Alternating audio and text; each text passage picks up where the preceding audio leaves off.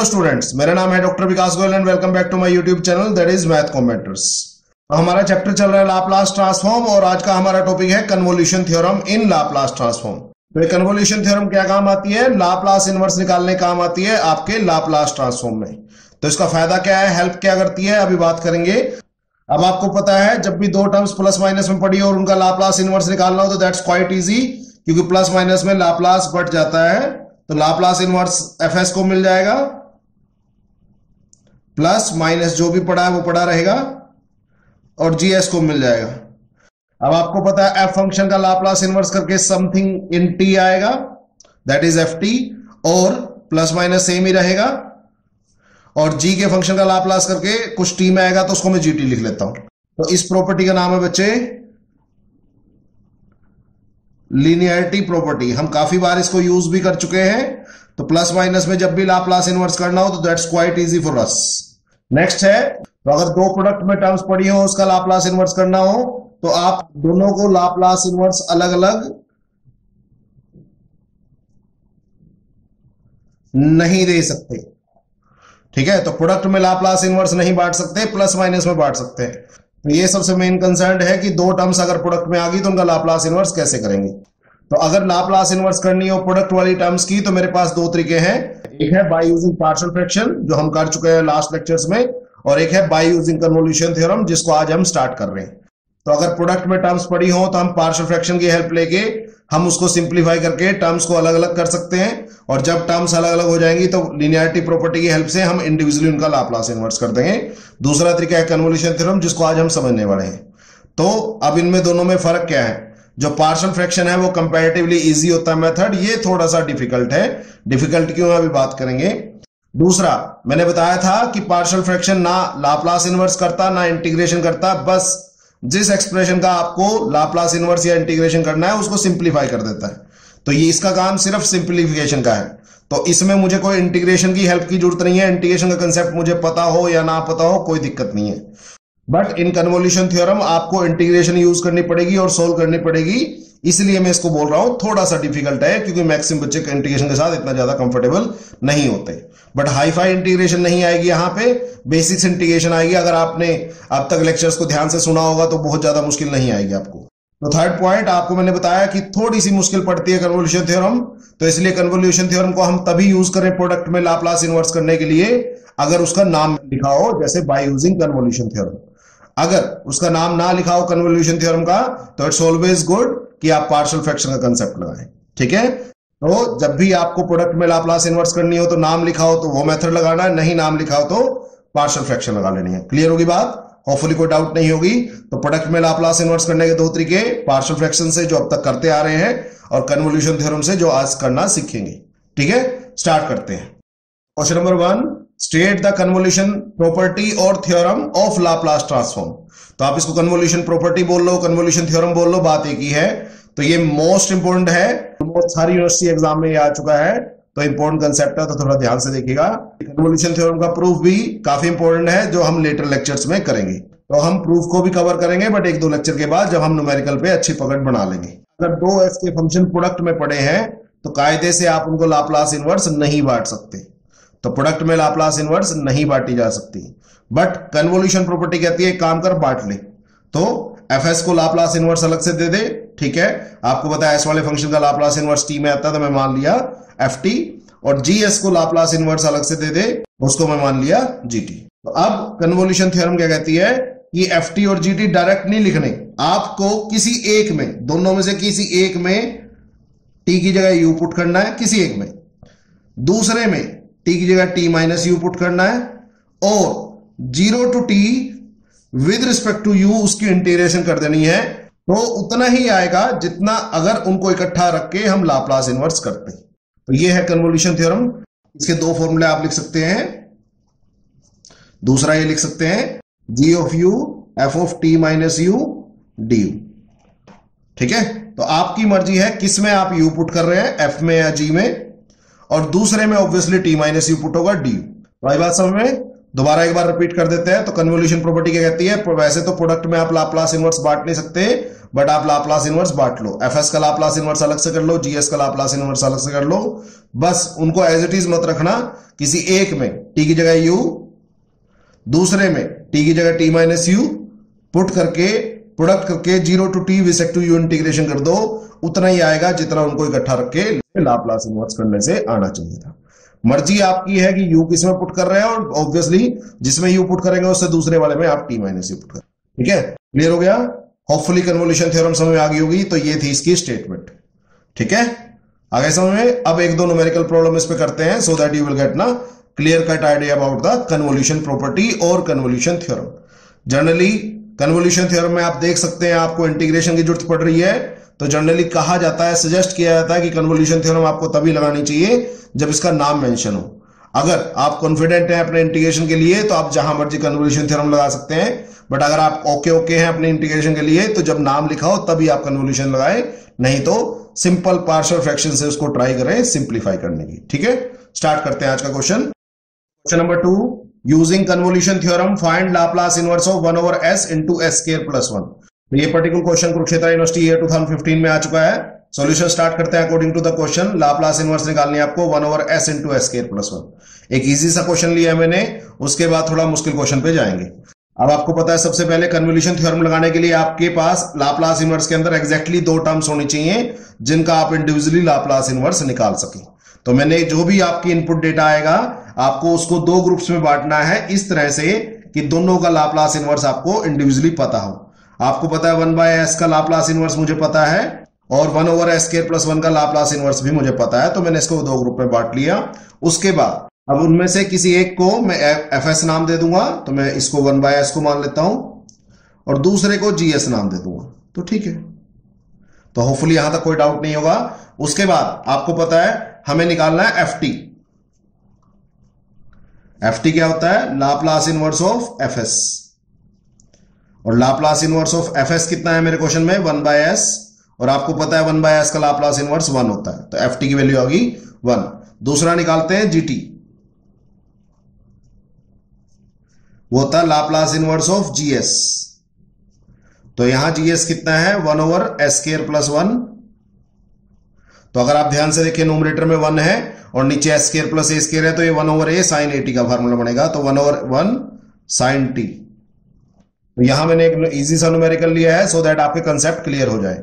तो होपफुली ये समझ आ गया होगा, अब तक कोई डाउट नहीं होगा। तो मेरे पास ft आ चुका है 1 और gt आ चुका है sin t, तो होपफुली यहां तक कोई डाउट नहीं होगा। अब आपको पता है आप ft इंटू gt नहीं लिख सकते आंसर में। नाउ बाय कन्वोल्यूशन थ्योरम,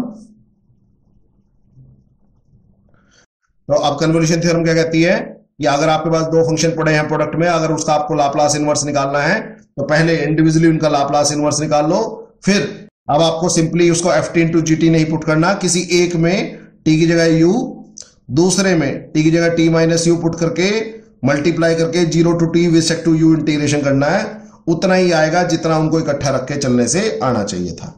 तो ये है ट्रिक। अब कई बच्चे कह सकते हैं सर आपने g में u क्यों पुट किया, f में t माइनस यू क्यों पुट किया। t माइनस यू जो है वो थोड़ा कॉम्प्लेक्स है, तो जो आसान फंक्शन है उसमें आप t माइनस यू पुट करो और जो मुश्किल फंक्शन है उसमें u पुट करो, क्योंकि ऑब्वियसली मुश्किल को और मुश्किल क्यों बना रहे हो आप। तो g में u पुट करो t की जगह, तो ये आएगा sin u, और f में t की जगह t माइनस यू पुट करो, ये 1 ही बचेगा। तो मैंने एक आसान सा न्यूमेरिकल लिया था जानबूझ के, तो 0 to t sin u du, तो ये बचा। ठीक है, आपको पता है साइन का इंटीग्रेशन क्या होता है? साइन का इंटीग्रेशन होता है माइनस कोस u। ठीक है, तो काफी आसान से इंटीग्रेशन मिल गई मुझे यहां, और 0 to t लिमिट आपने पुट करनी है। आपको पता है इंटीग्रेशन किसके रिस्पेक्ट टू किया आपने?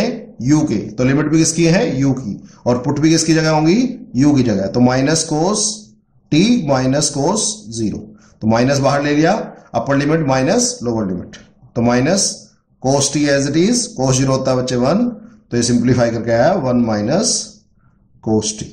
तो ये है आपका Laplace inverse of 1/s into s square plus 1। ठीक है, तो आपने ऐसे क्वेश्चन को सोल्व करना है। तो ये है कन्वोल्यूशन थ्योरम। तो कन्वोल्यूशन थ्योरम क्या कहती है? कायदे से तो आप प्रोडक्ट में लाप्लास इनवर्स बांट नहीं सकते, आप बांट लो, फिर उसको इस फॉर्मूले में पुट कर देना और इंटीग्रेशन सिंप्लीफाई करके वही आंसर आएगा जो उनको इकट्ठा रख के लाप्लास इनवर्स करने से आंसर आना चाहिए था। तो चाहे इसको पार्शियल फ्रैक्शन से कर लो तब भी आंसर सेम आएगा। एक तरीका और है, डिनोमिनेटर में एस होता है, उसके तरीके से कर लो तब भी आंसर सेम ही आएगा। आंसर हमेशा सेम आएगा, कोई फर्क नहीं पड़ता। क्लियर हो गया? अब एक क्वेश्चन और निकालते हैं कन्वोल्यूशन थ्योरम पे, so that you will get ना more good idea about it. Okay, अब स्टार्ट करते हैं next question, that is question number 3। Using convolution theorem find Laplace inverse of 1/s² + 1 * s²+4। तो ये पर्टिकुलर क्वेश्चन आ चुका है GJU Hisar में 2017 में, धनबाद यूनिवर्सिटी झारखंड में ये 2014 में, एमडीयू रोहतक में 2013 में, कुरुक्षेत्र यूनिवर्सिटी में 2011 में, गोवा यूनिवर्सिटी में 2011 में और यूपीटीयू यूपी में 2013 और 2002 में। तो सॉल्यूशन स्टार्ट करते हैं अकॉर्डिंग टू द क्वेश्चन। तो सबसे पहले क्वेश्चन क्या है, Laplace inverse of 1/s² + 1 * s²+4। अब आपको पता है क्वेश्चन कन्वोल्यूशन थ्योरम से करना है, तो कन्वोल्यूशन थ्योरम में सबसे पहला काम, जो भी गिवन फंक्शन है उसके आपने दो टुकड़े बना लेने हैं इस तरीके से कि दोनों का लाप्लास इनवर्स इंडिविजुअली फिजिबल हो। तो आप देखेंगे 1/s² + 1 अलग कर लिया और 1/s²+4 अलग कर लिया। क्लियर हो गया? अब स्टार्ट करते हैं इसका सॉल्यूशन पार्ट। अब आपको पता है इसके बाद जब दो टुकड़े बना लेते हैं तो एक को हम मानते हैं fs और दूसरे को हम मानते हैं gs। तो इसको मैंने fs मान लिया, इसको gs। मर्जी आपकी है किसको fs मानना है किसको gs मानना है। अब नेक्स्ट आपको पता है ft क्या होता है, लाप्लास इनवर्स ऑफ fs। तो लाप्लास इनवर्स ऑफ 1/s² + 1, और आपको पता है 1/s² + 1 किसका फार्मूला बनेगा, साइन का, तो 1/1 sin 80। ठीक है, और gt कैसे निकालते हैं, लाप्लास इनवर्स ऑफ gs। तो लाप्लास इनवर्स ऑफ 1/s²+ 4, आपको पता है 1 न्यूमरेटर में है तो ये साइन का फॉर्मूला है। तो a कितना है यहाँ, 2² है तो 2 है, तो 1/2 sin 2t। तो क्योंकि 1/a sin 80 होता है, तो होपफुली यहां कोई डाउट नहीं होगा, ये तो सिंपल से लाप्लास इनवर्स की है। Now by convolution theorem. अब कन्वोल्यूशन थ्योरम की हेल्प लेनी है। कन्वोल्यूशन थ्योरम कहती है कि आप इंडिविजुअली लाप्लास इनवर्स कर लो, कोई प्रॉब्लम नहीं है, बट उनको रखना एज इट इज नहीं है। किसी एक में t की जगह u पुट करना है, दूसरे में t की जगह t - u पुट करना है। तो मैंने बताया था एक u पुट करते हैं, एक t - u। तो ऑब्वियसली t - u पुट करना थोड़ा मुश्किल बनाता है क्वेश्चन को, तो आसान वाले में आप t - u पुट करो और मुश्किल वाले में आप u पुट करो।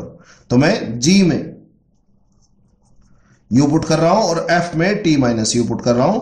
प्रोडक्ट करके 0 to t with respect to u integration कर दो, उतना ही आएगा जितना उनको इकट्ठा रख के लाप्लास इनवर्स करने से आना चाहिए था। चलो करो पुट, 0 to t, g में t की जगह u पुट करो तो ये आएगा 1/2 sin 2u।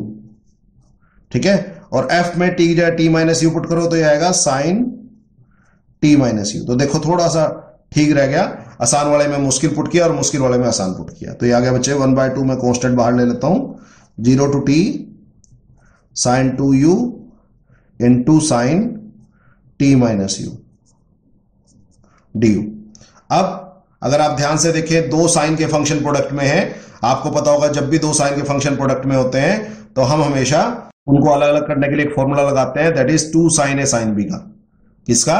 2 sin a sin b। तो 2 sin a sin b का फॉर्मूला भी लिखवा रहा हूं, बट आपको पता होगा 2 sin a sin b के लिए आपको एक 2 एक्स्ट्रा चाहिए, मैं 2 से मल्टीप्लाई डिवाइड कर रहा हूं यहां। तो आगे सिर्फ और इंटीग्रेशन है वो आपको आनी चाहिए। अगर बेसिक्स आपके इंटीग्रेशन के ठीक होंगे तो कोई दिक्कत नहीं है। तो आपको पता लग गया होगा कि मैंने यहां 2 से मल्टीप्लाई क्यों किया, होपफुली कोई डाउट नहीं होगा। इसके बाद आपको पता है 2 sin a sin b क्या होता है बच्चे, ये होता है बच्चे cos a - b minus cos a + b। ठीक है, या कई बार मैं cos a + b पहले लिखता हूं, minus cos a - b with a negative sign. तो आप जैसे मर्जी याद करें, तो ये फॉर्मूला आपको याद होना चाहिए, इसमें आपको मैं ज्यादा कुछ हेल्प नहीं कर सकता। तो 1/4 0 to t, ये है a और ये है b। ठीक है, तो आपने क्या करना है, cos, एक बार डिफरेंस ऑफ द एंगल्स, तो 2u माइनस, इसको माइनस करना है तो -t + u minus cos a + b, तो दोनों एंगल्स को ऐड कर दो तो ये आएगा 2u + t - u। तो एक बार दोनों एंगल को सब्ट्रैक्ट कर दिया और एक बार दोनों एंगल को ऐड कर दिया और आपने इसकी इंटीग्रेशन कर। अब फटाफट इसको सिंप्लीफाई करें, ये बचेगा 1/4 0 to t cos 2u + u 3u minus t minus as it is cos 2u - u u plus t और with respect to u integration. तो 1/4 एज इट इज। अब आपको पता है ये अलग अलग हो चुके हैं, यहाँ पर डायरेक्ट आप इंटीग्रेशन करोगे, आपको पता है cos का इंटीग्रेशन कितना होता है बच्चे, sin। Angle as it is, उसके बाद एंगल के डेरिवेटिव से डिवाइड जरूर करते हैं। अब ध्यान से देखना, यहां इंटीग्रेशन किसके रिस्पेक्ट टू कर रहे हो, u के, तो डेरिवेटिव भी किसके रिस्पेक्ट टू करोगे, u के, तो इसका डेरिवेटिव रिस्पेक्ट टू u करोगे तो डिनोमिनेटर में 3 आएगा, माइनस कोस का दोबारा आएगा sine angle as it is, और एंगल के डेरिवेटिव से डिवाइड जरूर करोगे तो u का डेरिवेटिव 1 आएगा। तो होपफुली कोई डाउट नहीं है, तो 0 to t आपने लिमिट भी पुट करनी है। तो उसके बाद 1/4 एज इट इज। अब आपने इंटीग्रेशन किसके रिस्पेक्ट टू की है, u के, तो लिमिट भी किसकी है, u की, तो u की जगह लिमिट पुट करो तो साइन, अगर u की जगह t पुट करोगे तो ये आएगा 2t अपॉन 3 माइनस साइन, और यहां u की जगह पुट करोगे t, ये भी आएगा 2t अपॉन 1, अपर लिमिट आएगी ये, माइनस लोअर लिमिट पुट करो, 0 पुट करो, तो यहां u की जगह 0 पुट करोगे, ये बचेगा sine of minus t upon 3, और यहां u की जगह जो 0 पुट करोगे तो माइनस साइन t। ठीक है, क्लियर हो गया। अब आप देख सकते हैं दोनों टर्म सेम है, तो आप जब इनका एलसीएम लेंगे तो ये आएगा -2/3 साइन 2t, माइनस साइन और माइनस थीटा होता है बच्चे माइनस साइन थीटा, तो minus sine t upon 3 minus sine t। तो होपफुली यहां तक कोई डाउट नहीं होगा। तो ये बचा 1/4 -2/3 साइन 2t। अब ये दोनों टर्म सेम है और दोनों सबके साइन सेम है, तो प्लस हो जाएंगे, प्लस होंगे तो ये 4/3 बचेगा, दोनों आएगी -4/3, माइनस एक बाहर पड़ा था तो ये +4/3 साइन t आएगा। अब इसके बाद आप इसको सिंप्लीफाई कर लेना, होपफुली आपको समझ में आ जाएगा। ये थोड़ी मेरे पास जगह कम पड़ गई तो मैं इसको सिंप्लीफाई नहीं कर पा रहा, ठीक है, तो आप इसको कर सकते हैं, ठीक है, होपफुली यहां कोई डाउट नहीं होगा। एक बार फटाफट रिवाइज कर लेते हैं इस पर्टिकुलर लेक्चर को। तो सबसे पहले हमने देखा कि प्लस माइनस में अगर दो टर्म्स हो और उनका लाप्लास इनवर्स करना हो तो आप प्लस माइनस में लाप्लास इनवर्स बांट सकते हैं, और इस प्रॉपर्टी का नाम है लीनियरिटी प्रॉपर्टी, और उनका इंडिविजुअल लाप्लास इनवर्स कर सकते हैं। बट प्रोडक्ट में आप लाप्लास इनवर्स इंडिविजुअली नहीं बांट सकते, उसको करने के मेरे पास दो तरीके हैं, या तो पार्शियल फ्रैक्शन लगा के उन दोनों पार्ट्स को अलग अलग कर लो और फिर आप लाप्लास इनवर्स निकाल लेना, या कन्वोल्यूशन थ्योरम की हेल्प ले लो। कन्वोल्यूशन थ्योरम में इंटीग्रेशन यूज होती है, इसमें कोई इंटीग्रेशन यूज नहीं होती, इसलिए इसको थोड़ा मुश्किल माना जाता है। तो इसलिए कन्वोल्यूशन थ्योरम को तभी यूज करना चाहिए जब इसका नाम लिखा हो, और नहीं तो आप पार्शियल फ्रैक्शन से उसको कर सकते हैं, ठीक है। सबसे पहले हमने स्टार्ट किया डेफिनेशन पार्ट। तो state the convolution property of Laplace transform, most important definition है इसकी, ऑलमोस्ट हर यूनिवर्सिटी एग्जाम में आ चुके हैं, तो थोड़ा ध्यान से देखिएगा। इसका प्रूफ भी काफी इंपॉर्टेंट है जो हम लेटर लेक्चर्स में करेंगे। तो अब स्टार्ट करते हैं इसका स्टेटमेंट पार्ट। आपको पता है प्रोडक्ट में कायदे से लाप्लास इनवर्स बांट नहीं सकते, बट कन्वोल्यूशन थ्योरम कहती है बांट ले। आप एफएस को लाप्लास इनवर्स अलग से दे दो ft, जीएस को लाप्लास इनवर्स अलग से दे दो gt, बट आपने उसको डायरेक्ट आंसर में एज इट इज पुट नहीं करना। किसी एक में t की जगह u, दूसरे में t की जगह t माइनस यू पुट करके प्रोडक्ट करके 0 to t with respect to u integration करनी है। उतना ही आएगा जितना उनको इकट्ठा रख के चलने से आना चाहिए था। तो that's an plus point of convolution theorem. तो आपको इतनी बड़ी एडवांटेज दे दी तो उसके नाम का एक छोटा सा एक्स्ट्रा काम आपसे कराया इंटीग्रेशन, तो आपको ध्यान रखना है। तो नेक्स्ट था question number 2, Laplace inverse of 1/s into s square plus 1 by using convolution theorem. Convolution theorem किसी भी क्वेश्चन पे लगानी हो तो सबसे पहला काम, जो भी गिवन फंक्शन है उसके दो हिस्से बना लो जो दोनों इंडिविजुअली लाप्लास इनवर्स फीजिबल हो जिनका। तो मैंने इसके दो टुकड़े बना लिए, 1/s अलग, 1/s square plus 1 अलग, क्योंकि 1/s का भी मुझे लाप्लास इनवर्स पता है और 1/s square plus 1 का भी लाप्लास इनवर्स पता है। तो एक को मैंने मान लिया fs, दूसरे को मान लिया gs। fs का लाप्लास इनवर्स करके ft आ गया 1, और gs का लाप्लास इनवर्स करके gt आ गया sin t। तो ft आ गया, gt आ गया। उसके बाद आपको पता कन्वोल्यूशन थ्योरम क्या कहती है कि अगर आपने इंडिविजुअली उनको लाप्लास इनवर्स दे भी दिया तो आप किसी एक में t की जगह u और दूसरे में t की जगह t माइनस यू पुट करके 0 to t with respect to u integration कर दो, उतना ही आएगा जितना उनको इकट्ठा रख के चलने से लाप्लास इनवर्स करने से आना चाहिए था, ठीक है। बट यहां एक बात ध्यान रखा करो, t माइनस यू पुट करना थोड़ा सा मुश्किल बना देता क्वेश्चन को। तो अच्छी बात है आसान पार्ट में t माइनस यू पुट करो और मुश्किल पार्ट में u पुट करो, क्योंकि मुश्किल में और मुश्किल पुट करोगे तो ऑब्वियसली वो क्वेश्चन और ज्यादा मुश्किल हो जाएगा। तो यहाँ ft आसान है, gt थोड़ा मुश्किल है, तो मैंने मुश्किल में आसान पुट किया और आसान में मुश्किल पुट किया। तो यह आया साइन u इंटू 1 और 0 to t। तो साइन u का इंटीग्रेशन मुझे पता है माइनस कोस u, और u का विसेक्ट इंटीग्रेशन किया तो लिमिट पुट की, तो यह आया 1 माइनस कोस t, ठीक है, ध्यान रखना। नेक्स्ट क्वेश्चन किया हमने Laplace inverse of 1/s square plus 1 into s square plus 4। तो आपको पता है सबसे पहला काम कन्वोल्यूशन थ्योरम में क्या करते हैं, जो भी गिवन फंक्शन है उसके दो हिस्से बना लेते हैं और दोनों ऐसे होने चाहिए जिनका इंडिविजुअली लाप्लास इनवर्स मुझे पता हो। तो 1/s² + 1 का मुझे अलग से पता है और 1/s² + 4 का भी पता है। तो एक को मान लिया fs, एक को मान लिया gs। fs का लाप्लास इनवर्स करके ft निकाल लिया, वो आया sin t। gs का लाप्लास इनवर्स करके gt निकाल लिया, वो आया 1/2 sin 2t। ये आपको आने चाहिए, इस पे मुझे अब टाइम लगाने की जरूरत नहीं है। कन्वोल्यूशन थ्योरम क्या कहती है, अब आपको प्रोडक्ट का लाप्लास इनवर्स निकालना है तो कुछ नहीं करना, किसी एक में t की जगह u और दूसरे में t की जगह t - u पुट करना है। आप देख सकते हैं sin t और sin 2t में sin t थोड़ा आसान है तो इसमें मुश्किल वाला पुट करो, दैट इज t - u, और sin 2t थोड़ा हाँ मुश्किल है तो इसमें आसान वाला पुट करो। तो इसमें मैंने u पुट किया है, इसमें मैंने t - u पुट करके रख दिया। उसके बाद आप देख सकते हैं यहां दो साइन के फंक्शन प्रोडक्ट में है। जब भी दो साइन के फंक्शन प्रोडक्ट में है तो आपको पता है 2 sin है sin b का हम फार्मूला लगाते हैं, तो उसके लिए मुझे 2 चाहिए तो 2 से मल्टीप्लाई डिवाइड कर लिया। और उसके बाद 2 sin है sin b मुझे पता है cos a - b minus cos a + b। ये किसकी वजह से किया, इंटीग्रेशन करने की वजह से। तो ये फॉर्मूला आपको याद होने चाहिए। तो क्या बचा 1/4 0 to t cos difference of the angle, तो माइनस कर दिए, minus cos sum of the angle, तो दोनों को ऐड कर दिया। ये बचा 1/4 as it is cos 2u + u 3u minus t minus cos 2u - u plus t और विसेक टू u इंटीग्रेशन। आपको पता cos का इंटीग्रेशन होता है sin angle as it is और एंगल के डेरिवेटिव से जरूर डिवाइड करते हैं। यहां मैक्सिमम बच्चे गड़बड़ करते हैं, याद रखना इंटीग्रेशन विसेक टू u की है तो डेरिवेटिव भी इसके विसेक टू होगा u के, तो 3 इसलिए आया। इसी तरह cos का integration sin angle as it is और दोबारा एंगल के डेरिवेटिव से डिवाइड करना। उसके बाद जब ये हो जाता है तो आपको पता लिमिट पुट करते हैं, अपर लिमिट और लोअर लिमिट। पहले अपर लिमिट पुट की माइनस लोअर लिमिट पुट की, तो अपर लिमिट पुट की, दोनों टर्म सेम है sin 2t की, एक प्लस की एक माइनस की, तो सब्ट्रैक्ट कर दिया। उसके बाद लोअर लिमिट पुट की तो दोनों माइनस की थी और दोनों सेम है तो ऐड कर दिया, तो माइनस माइनस प्लस हो गया। तो इस तरह से ये आपका आंसर आया। इसको फर्दर भी सिंप्लीफाई कर सकते थे बट मेरे पास स्पेस की कमी थी इसलिए मैं इस क्वेश्चन को सिंप्लीफाई नहीं कर पाया। तो होपफुली अब तक आपको कन्वोल्यूशन थ्योरम कांसेप्ट समझ में आ गया होगा। स्टिल कोई डाउट होगा तो just feel free to ask, आप कमेंट कर सकते हैं, व्हाट्सएप कर सकते हैं और ईमेल कर सकते हैं। ठीक है, अगेन अगर आपको वीडियो लेक्चर पसंद आ रहे हैं तो please like the video, subscribe the channel और दोस्तों से जरूर शेयर कीजिए। साथ के साथ वीडियो लेक्चर्स को ऑनलाइन देखिए so that it will support my channel and I will continue to make such video lectures in future as well. ठीक है, आज के लिए इतना ही। Thank you.